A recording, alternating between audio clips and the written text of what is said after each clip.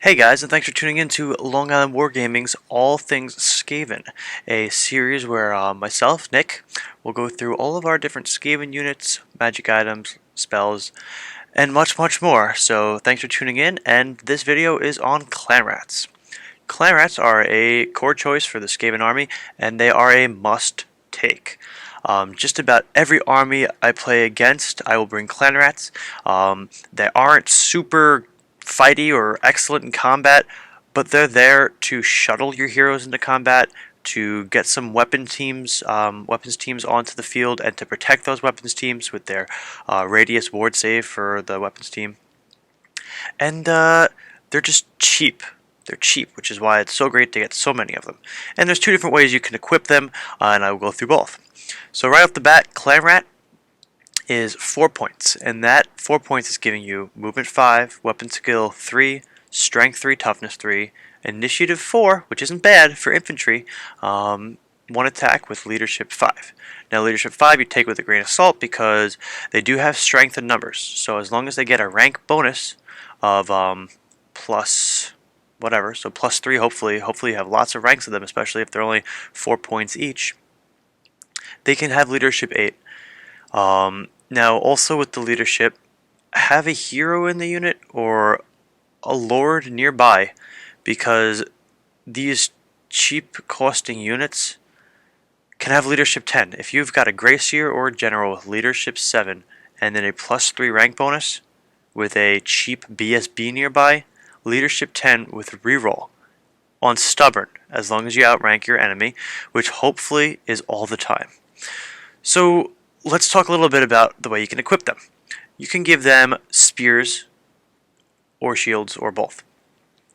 So they're half a point in upgrades. So a decked out, and I use that, that's probably the wrong term, decked out, but a well-equipped Clanrat is 5 points. So for 5 points you can get, let's say you want to bring a unit of 40 of them. 40 times 5, 200 points, plus a command.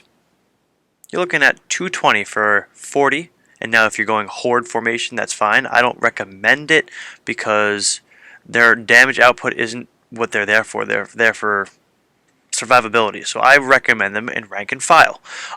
This way you have all those leadership bonuses with strength and numbers, but also because you want to be stubborn. So 220 points with a command and 40 guys, that's not bad. So let me just go through the different armies I'd bring them against and how I would equip them differently, because I don't always find it necessary for shields, especially against armies that, it's not a lot of them, but if they're going to have strength in 4 and 5 base, don't even bother with the armor. And then usually I give them spears so I can get as many attacks as possible, but sometimes you might want that survivability of a 6+ parry. That's up to you. So, Beastmen, I would probably bring them with Spear and Shield. Same thing with Bretonia. Demons of Chaos is usually a lot of strength, so I might do Spear and Shield probably. Elves, definitely, any elf army, definitely Spear and Shield, because you want that armor, because a lot of base elf troops only have strength 3. So really we're looking more at like orcs and goblins. I rarely ever bring shields against orcs and goblins. I only save half a point, but when you're massing as many guys as possible, a lot of half of a point adds up. So what I will do against orcs and goblins, the first round of combat, they have choppas. So if it's a strength 4 trooper with +1 strength, strength 5, you're never going to get armor. And usually the first round of combat is the make or break, especially when I play Chris, who usually brings hordes of orcs. It's a lot of attacks up front, and they can usually slice through a lot of Clanrats. So I don't even bother with the shield. The spear is a must. This way I can get as many attacks back. But what other armies? Maybe Ogre Kingdoms. They just about always have strength 4 across the board. And Iron Guts or Man Eaters, strength 5 and up, strength 6. So I mean, orcs and goblins, ogres probably would never bring a shield. And then against Lizardmen, I don't know. I don't play Lizardmen enough to even comment. Warriors of Chaos, I probably wouldn't bring a shield because they most often have strength 4 across the board. And depending on how you equip your warriors or whatever monsters you're fighting, strength 5 and higher. I don't bank on armor saves. I really don't. I don't believe in armor saves at that low level of a 6+. I just want a million Clanrats on the field, so I stay there and fight, and I'm stubborn, and I've got leadership 10. Without lots of rats, you don't get steadfast, you don't get +3 rank bonus for your leadership. So, you don't always need that shield. I know I'm harping on the shield for a while, but I want to bring up how I equip them, and just to give you guys an idea of why maybe you might want to save the half a point. Empire, I'd bring the shield because more often than not, you're going to have strength 3 troopers, and a 5+ ward save, a 5+ armor save is nice when you're fighting low-level infantry that only have 1 attack at usually strength 3. Your guys are going to stay there, so definitely with that. Now, the other way you could build them is with just shields, no spears. I usually like getting the extra rank of attack, but if there's a way that you can stack a ward save, which I really have never done that with Skaven. I don't know if you can. There might be an item or something that's in the back of the rulebook or the core rulebook where I guess you get a ward save against shooting or whatever. No, but shooting doesn't do anything for parry in close combat, so I don't know. I really don't care for a parry save on my Clanrats. If you find a reason that fielding just shields is worth it, post it below. Let's talk about it. But for the most part, always spears. Why not? And then just about always shields. Now, I will sometimes field them entirely naked if I'm just bringing them for a weapons team. So in a big battle, if you need like a little bunker unit for your BSB so you have that radius and you don't have to worry about him dying because Skaven aren't that tough to kill, I'll bring a unit of Clanrats. That's 20 guys. It's 80 points worth of Clanrats, which I mean is a lot. But then you get a nice weapons team for 55 to 70 points. It's not bad to be able to get that weapons team, but also have a nice little bunker unit for your BSB to not die. That's the only time I field them entirely naked. I would almost always recommend, except in that scenario, almost always recommend a full command because it's cheap. It's 20 points with this older book. 20 points for 3 command or a full command or whatever you want to call it is awesome. And then the weapons teams. The suggested weapons team I say for the Clanrats, and remember the weapons teams are also army specific. If you have a lot of regen, you can want to take a warpfire thrower if you're fighting regen. But usually with my Clanrats, especially in a scenario where you don't know who you're going to be playing against, I usually equip them with a poison wind mortar or a warp fire thrower. More often than not, I prefer the poison wind mortar. Now, rattling gun I just don't prefer. I mean, it's just not my favorite. And the Doom Flare, I usually recommend more for the Storm Vermin because the Storm Vermin, you want them in combat. You want them fighting. So this war machine that's going to help you in combat is what you want. Where I feel Clanrats are more defensive. I mean, you got the spears, so you want to attack with those extra ranks, but they're not something you always want to rush into combat unless they are shuttling a Screaming Bell or a crapload of heroes into combat. They're not. I don't like to run them in. I'd rather run in slaves that are supposed to die and they're cheaper and they can lock up an enemy in combat. Now, just to give you some synergy of those 3 units that I just spoke about, you want your Storm Vermin in combat, your Clanrats, maybe, and then your slaves, you definitely want to get your slaves in combat. I mean, I usually field units of 50 slaves, which is only 100 points, and they've got so many ranks. With the hero nearby, 2-point units that are stubborn at leadership 10 with a reroll most of the time are great at tying up stuff in combat.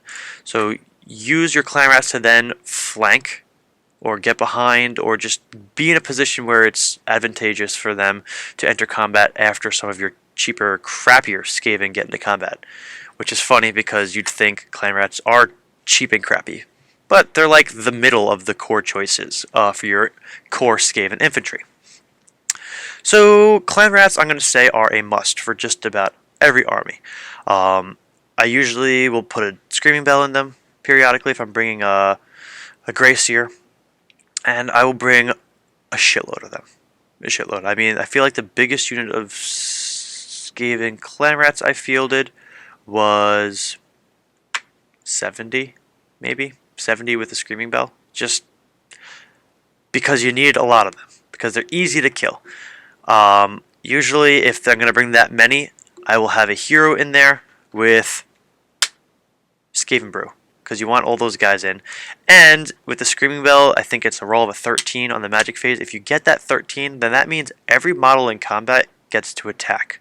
So Screaming Bell and Skaven Brew on your Clanrats is awesome if you get all those roll combinations. So if you get, let's say with your Skaven Brew, Hatred or Frenzy or the crazy Rabid Frenzy, and then you roll a 13 with your Screaming Bell, I think it's 13. If you roll a 13 with your Screaming Bell, that means all your models get to attack as if they were in base contact with the enemy. Holy crap, that's 70, 140, 210. So if you've got that crazy Frenzy, 210 attacks from Clanrats, that's pretty crazy. Or let's say you cast Death Frenzy on them. You get that many attacks. Or say you get, if you've got 70, say you have 70 attacks with Hatred. I mean, there's just so many different combinations you could do with the Skaven Brew and the Grey Seer and the Screaming Bell where you can really soup up these Clanrats. Of course, the roll of a 13 is, I mean, random between the roll of a 3 to 18 on your Screaming Bell. But definitely interesting combos. Now, also with the Clanrats, I think... Oh, with that combination, what I was going to get at is with the Screaming Bell and the Skaven Brew, there's so many chances that your guys can die, and the last thing you need is to get to combat with less guys. I mean, say the Grey Seer blows up with a miscast. I mean, he's not going to hit a lot because the template for the Screaming Bell is pretty big, but or the Skaven Brew is eating away your guys every turn. I mean, there's just so many things to go wrong that you need everything that can go right. So you need lots of guys. And just to give you an idea, 5 points of Clanrat times 70, it's only 350 points for 70 Clanrats. 350 points. I mean, that's usually the smallest point value of a unit of Warriors of Chaos you're fielding, or a unit of Ogres. So when you've got your opponent fielding 450 points worth of Nurgle Chaos Warriors with halberds, you're like, okay, for that point, I can get 100 Clanrats, and I'll just put 100 Clanrats down and just... it's just crazy what you could do with these guys. So, take Clanrats, they're awesome. For building up an army of them physically, get lots of Island of Blood, and get lots of battalion boxes. I was privileged enough to order one of those like super jumbo battalion boxes that they do around the holidays. I don't know, it was like $250, but it came with like everything you ever needed.